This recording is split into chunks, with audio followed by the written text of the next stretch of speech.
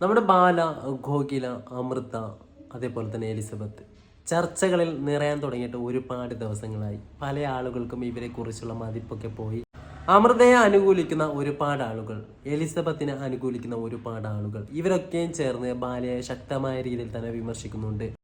അതേപോലെ തന്നെ ഇപ്പോഴത്തെ ഭാര്യ എന്ന നിലയിൽ കോകിലയെയും കാര്യമായ രീതിയിൽ തന്നെ വിമർശനത്തിന് ഇരയാക്കുന്നുമുണ്ട്. എന്നാൽ ശരിക്കും പറഞ്ഞാൽ ഇവരെ ഇത്രമാത്രം വിമർശിക്കേണ്ട ആവശ്യമുണ്ടോ എന്ന് ചോദിച്ചു ഒരുപക്ഷെ അമൃതയുടെ ഭാഗത്ത് നിന്ന് ചിന്തിക്കുമ്പോൾ തീർച്ചയായിട്ടും അവരുടെ ഭാഗത്ത് മാത്രമാണ് ന്യായം. അതുകൊണ്ട് തന്നെ എല്ലാവർക്കും തന്നെ ബാലയോട് ഒരു വൈരാഗ്യം തോന്നുക സ്വാഭാവികം. എന്നാൽ ഈ അടുത്ത് അമൃത തന്നെ ചെയ്തത് അവരുടെ കുഞ്ഞിന് പൈസ ലഭിച്ചില്ല എന്ന രീതിയിൽ കംപ്ലൈന്റുമായി മുമ്പോട്ട് പോവുകയും അതിന്റെ അടിസ്ഥാനത്തിൽ കുറച്ചൊക്കെ വാർത്തകൾ നിറയുകയും അതിന്റെ അടിസ്ഥാനത്തിൽ തന്നെ ബാലയ്ക്കെതിരെ കേസ് വരികയും ചെയ്തിരുന്നു. ആ ഒരു സാഹചര്യത്തിൽ അമൃതയുടെ മകൾ വന്ന് ലൈവായി തന്നെ അച്ഛനെ കുറ്റം പറയുകയും അച്ഛന്റെ സ്വത്തോ മറ്റു കാര്യങ്ങളോ ഒന്നും തന്നെ വേണ്ട, മനസ്സമാധാനത്തോടെ ജീവിക്കാൻ സമ്മതിച്ചാൽ മതി എന്ന രീതിയിൽ പറയുകയും ചെയ്തിരുന്നു. അതിനെ അനുകൂലിക്കുകയും അമൃത ചെയ്തിരുന്നു. അച്ഛനെ വേണ്ടാത്തവൾക്ക് അച്ഛന്റെ സ്വത്തിന് എന്തവകാശം എന്ന രീതിയിൽ തന്നെയാണ് പല ആളുകളും ചോദിക്കുന്നത്. ഒരുപക്ഷെ ഈ ഒരു സാഹചര്യത്തിൽ അമൃത മകളെ വളർത്താൻ പറ്റാതെ വളരെ വിഷമത്തോടെ നിൽക്കുന്ന സാഹചര്യം, സാമ്പത്തികമായി വളരെ ബുദ്ധിമുട്ടുന്ന സാഹചര്യമായിരുന്നു എങ്കിൽ മറിച്ച് തന്നെ എല്ലാവരും തന്നെ ചിന്തിച്ചേനെ.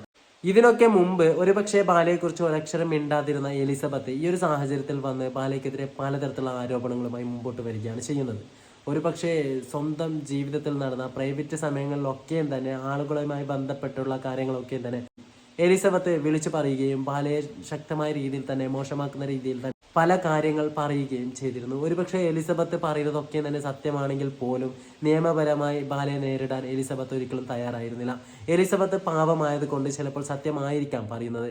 എന്നാൽ എല്ലാം തന്നെ എല്ലാവർക്കും വിശ്വസിക്കാൻ സാധിക്കണം എന്നില്ല. ഡോക്ടർ കൂടിയായ ഒരു പെൺകുട്ടി ഇതൊക്കെ സഹിച്ചു എന്ന് പറയുമ്പോൾ തീർച്ചയായിട്ടും എല്ലാവർക്കും തന്നെ അത്ഭുതം തോന്നിയേക്കാം.